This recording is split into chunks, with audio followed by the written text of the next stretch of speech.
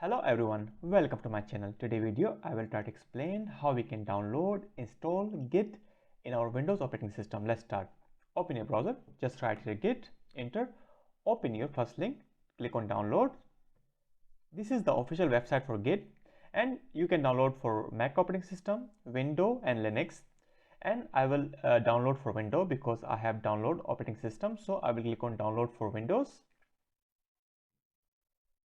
Now I have 64-bit, so I will download 64-bit Git for Windows.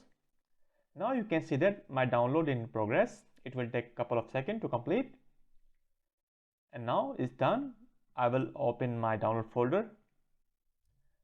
You can see that my Git is already downloaded. Now I will double click on Git.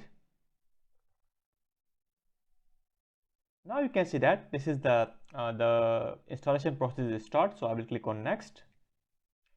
This is the location for our Git, then I'll click on next, and I need the Git bash and the command and the Git GUI, and I click next, and I will click on next and default setting, okay, next, and default setting, next.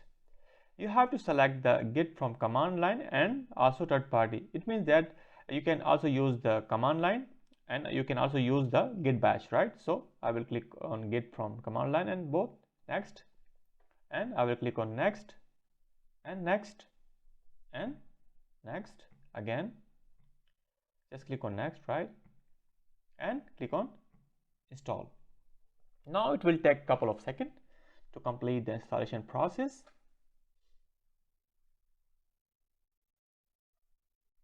Our installation process is almost done. Then I will click on finish. Now I will open my command prompt to check. Our Github Git is installed or not. I will just write here Git, enter.